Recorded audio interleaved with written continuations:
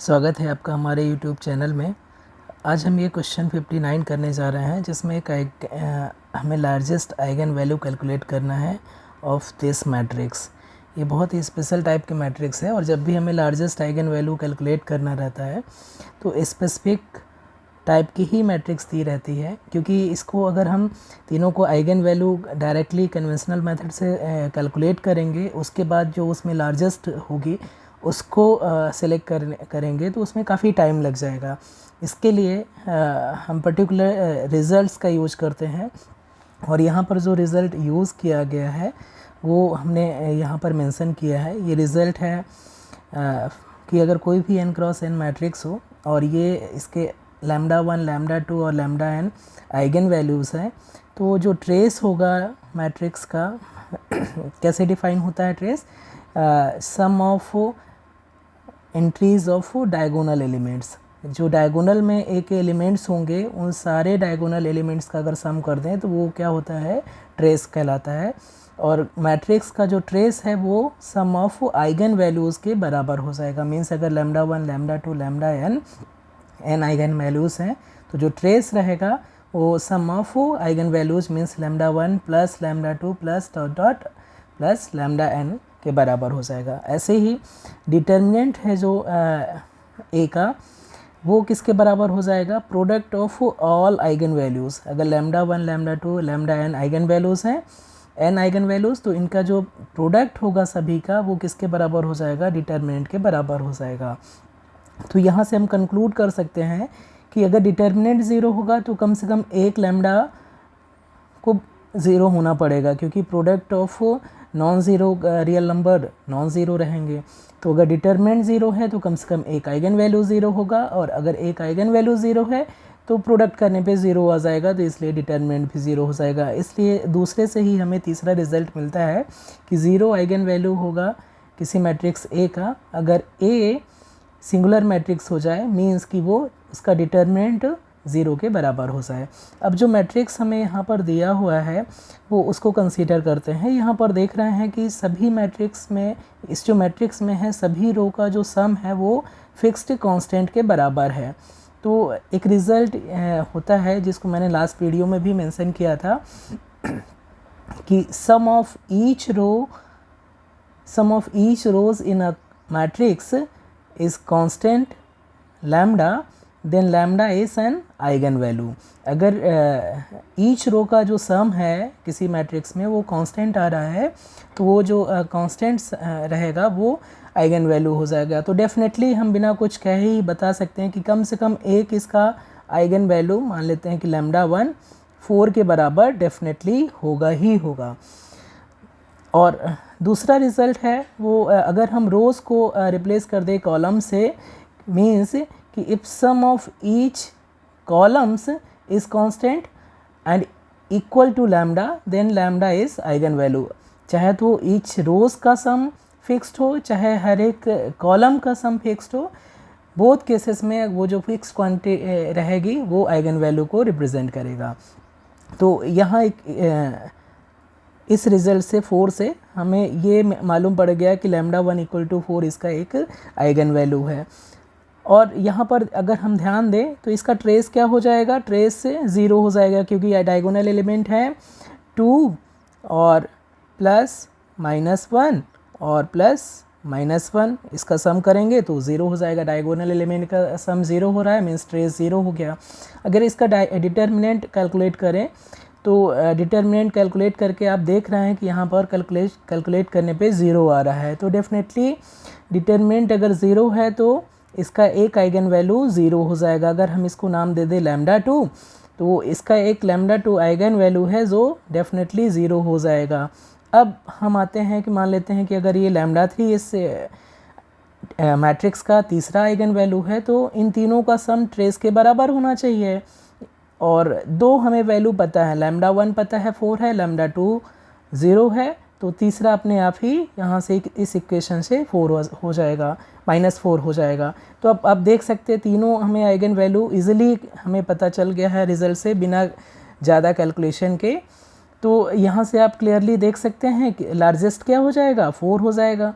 तो इसकी जो लार्जेस्ट आइगन वैल्यू है वो 4 हो जाएगी। तो ये आप जो यहाँ पर एंट्री करना रहेगा वो 4 के आप एंट्री करेंगे। एक दूसरा क्वेश्चन है, ये देखिए इस क्वेश्चन में कहा गया है, ये भी लार्जेस्ट आइगन वैल्यू से रिलेटेड क्वेश्चन है कि अगर एक 3x3 मैट्रिक्स है, उसके जो एलिमेंट ऐसे हैं कि उसका जो ट्रेस है वो 11 है और उसका जो डिटर्मिनेंट है वो 36 है। साथ में दिया हुआ है कि इसका आइगन वैल्यू जो सभी आइगन वैल्यू हैं मैट्रिक्स की वो क्या हैं, पॉजिटिव इंटीजर्स हैं। तो हमें लार्जेस्ट आइगन वैल्यू कैलकुलेट करना है। ये भी एनईटी टाइप का क्वेश्चन है जिसमें आपको एंट्री इनपुट करना है। तो यहाँ पर हमें 2 इक्वेशन दिए हैं। मान लेते हैं कि अगर λ1, λ2, λ3 इसका आइगन वैल्यू है, तो सम ऑफ λ1, λ2 एंड λ3 ये 11 दिया है ट्रेस के बराबर, और इन तीनों का प्रोडक्ट दिया है 36 के बराबर जो कि डिटर्मिनेंट ऑफ ए है। तो जो रिज़ल्ट फर्स्ट एंड सेकंड है उससे हमें 2 इक्वेशन ये मिल जाएंगे। और साथ में दिया है कि यहाँ पर λ1, λ2 और λ3 सारे के सारे पॉजिटिव इंटीजर्स हैं, मीन्स से सेट ऑफ नेचुरल नंबर में बिलोंग कर रहे हैं। तो अब हमें इसका सलूशन ढूंढना है कि λ1, λ2 और λ3 क्या पॉसिबल हो सकते हैं, क्या पॉसिबल वैल्यू हो सकती हैं। तो इसके लिए हम क्या करेंगे, हम इस इक्वेशन नंबर 2 का जितने भी पॉसिबल सलूशन हो सकते हैं उसको ढूंढने की कोशिश करेंगे सेट ऑफ नेचुरल नंबर में।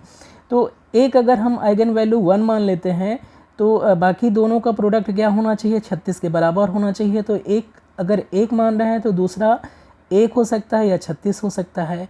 अगर एक आपने 1 मान लिया तो दोनों का प्रोडक्ट 36 होने के लिए एक ऑप्शन ये भी हो सकता है, क्योंकि 2 गुणे 18 करेंगे तब भी 36 आ जाएगा, तो एक ऑप्शन ये भी हो सकता है। तीसरा ऑप्शन ये भी हो सकता है कि 1 गुणे 3 गुणे 12 कर दे तो तीनों का प्रोडक्ट 36 हो जाएगा। तो एक सलूशन इक्वेशन नंबर 2 का ये भी हो सकता है। तो ये सलूशन है, ऐसे ये भी एक सलूशन है, ऐसे ये भी एक सलूशन है। अब अगर हम दूसरे डिस्टिंक्ट पॉसिबिलिटी पे ध्यान दें तो अगर एक आपने आइगन वैल्यू 2 चूज़ कर लिया तो दूसरा क्या हो सकता है, 2 और 9 हो सकता है, क्योंकि आपने 2 चूज़ कर लिया तो बाकी दोनों का प्रोडक्ट 18 के बराबर होना चाहिए। और 18 को इस टाइप से ब्रेक कर सकते हैं, 2 गुणे 9 और 3 गुणे 6 से ब्रेक कर सकते हैं। अगर 1 गुणे 18 करेंगे तो वो ऑलरेडी यहाँ पर आ चुका है, इसलिए फिर से उसको हम यहाँ पर लिखेंगे नहीं। तो अगर एक आइगन वैल्यू आपने 2 फिक्स कर दिया तो जो पॉसिबिलिटी है डिस्टिंक्ट जो सॉल्यूशन की वो यही है। और अगर आपने एक आइगन वैल्यू 3 कर दिया तो एक आइगन वैल्यू आपने 3 कर दिया तो बाकी दोनों का प्रोडक्ट 12 के बराबर होना चाहिए। तो 12 को 2 पॉजिटिव नंबर के प्रोडक्ट में लिखने के लिए या तो हम 1 गुणे 12 करें, 1 गुणे 12 ऑलरेडी यहाँ पर आ चुका है, 1 गुणे 12 यहाँ पर ये, तो उसको हम नहीं लिख सकते हैं। 2 गुणे 6 लिखेंगे तो 2 गुणे 6 लिखेंगे तो दूसरी पॉसिबिलिटी क्या हो सकती है, अगर 3 लिख दें तो 2 गुणे 6 लिखेंगे तो 2 गुणे 6 भी नहीं लिखेंगे तो यहाँ पर ये ऑलरेडी आ चुका है, तो ये भी डिस्टिंक्ट पॉसिबिलिटी नहीं हुई। और 3 गुणे 3 गुणे 4 ये एक डिस्टिंक्ट पॉसिबिलिटी हो सकती है, तो एक ये ऑप्शन हो सकता है। अब हमारे पास अगर हम 4 को कंसीडर करते हैं, 4 एक आइगन वैल्यू है, तो दोनों का प्रोडक्ट क्या होना चाहिए, 9 होना चाहिए बाकी दोनों आइगन वैल्यू का। तो एक 1 अगर कर रहे हैं तो दूसरा 9 हो जाएगा, जो कि ऑलरेडी आ चुका है यहाँ पर, इसलिए ये डिस्टिंक्ट पॉसिबिलिटी नहीं है। अब अगर दूसरा करते हैं तो 4 गुणे 3 करेंगे तो 4 गुणे 3 यहाँ पर ऑलरेडी आ चुका है, तो ये भी पॉसिबिलिटी नहीं है। अब 6 के साथ में करेंगे तो 6 अगर एक आपने आइगन वैल्यू चूज़ कर लिया तो दूसरी पॉसिबिलिटी दूसरे और तीसरे के लिए 1 और 6 के बराबर है, तो ये वाला केस ऑलरेडी यहाँ पर आ चुका है, तो ये भी पॉसिबिलिटी डिस्टिंक्ट पॉसिबिलिटी नहीं है। तो हमारे पास पॉसिबिलिटी सिर्फ इतनी ही है। अब इसमें देखेंगे ये तो ऐसे सॉल्यूशन हैं नेचुरल नंबर में जो इक्वेशन नंबर 2 को सेटिस्फाई करते हैं।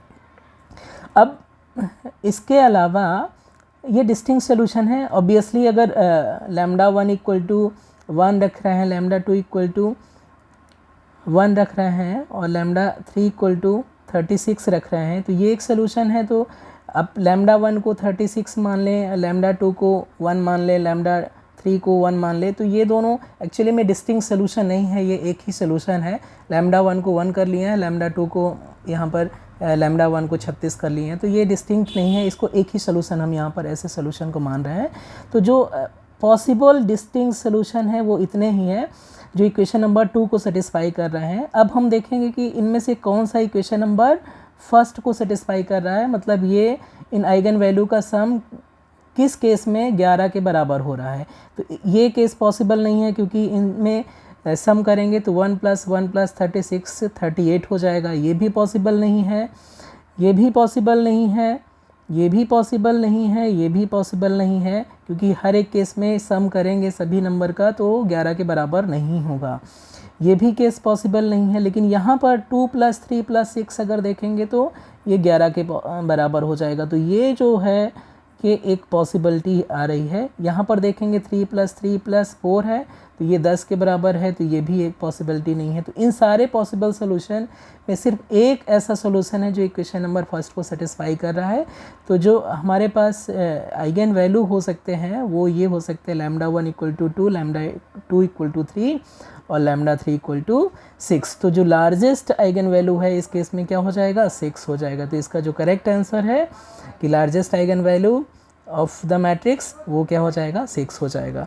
लास्ट हम लोग एक रिज़ल्ट को यहाँ पर मेंशन कर रहे हैं जो बहुत ही यूज़फुल है, और ये रिज़ल्ट पेरॉन फ्रोबेनियस थ्योरम का एक कॉन्सिक्वेंस है। ये कहता है कि अगर कोई मैट्रिक्स है उसके सारे पॉजिटिव एंट्रीज़ हैं, मैट्रिक्स है विद पॉजिटिव एंट्रीज़ यानी कि एंट्रीज सारे के सारे पॉजिटिव हैं, और उस केस में पेरॉन फ्रोबेनियस थ्योरम क्या कहता है कि जो लार्जेस्ट आइगन वैल्यू है या डोमिनेंट आइगन वैल्यू इसको बोलते हैं, लार्जेस्ट आइगन वैल्यू वो कंडीशन क्या सेटिस्फाई करेगा, is bounded between the lowest sum of a row and biggest sum of row. Means कि अगर हम सभी रो का सम निकालें, ऐसे मैट्रिक्स जिसके सारे एंट्रीज पॉजिटिव हैं उसके सभी रो का सम निकालें, तो जो लार्जेस्ट आइगन वैल्यू होगा वो किसके बीच में होगा, जो लोएस्ट सम ऑफ रो और लार्जेस्ट सम ऑफ रो के बराबर हो जाएगा। एक यहाँ पर एग्जांपल कंसीडर कर रहे हैं कि ये मैट्रिक्स है, इसकी सारे एंट्रीज आप देख सकते हैं कि ये पॉजिटिव हैं, और साथ में जो सम है, सम ऑफ ईच रो है वो क्या है, 21 के बराबर आ रहा है। आप ध्यान से देख सकते हैं, तो सम ऑफ ईच रो 21 के बराबर आ रहा है। तो ये जो रिज़ल्ट है इसकी हेल्प से हम क्या कह सकते हैं कि जो मैट्रिक्स का लार्जेस्ट आइगन वैल्यू है वो किसके बीच में होगा, जो लोएस्ट सम ऑफ रो और लार्जेस्ट सम ऑफ रो के बीच में होगा। और यहाँ पर लोएस्ट सम भी 21 है और लार्जेस्ट सम भी 21 है। तो आइगन वैल्यू मैक्सिमम क्या हो सकती है कि लैम्डा = 21, यानी कि लैम्डा = 21 इस केस के लिए लार्जेस्ट आइगन वैल्यू हो सकती है। तो ऐसे क्वेश्चन में आप देख के ही आप इस रिज़ल्ट का यूज़ करके जस्ट आपको इंस्पेक्शन से ही आप लार्जेस्ट आइगन वैल्यू कैलकुलेट कर सकते हैं। तो ये रिज़ल्ट कुछ स्पेशल केस के लिए बहुत ही यूज़फुल है, और अभी के लिए सिर्फ इतना ही। Thank you.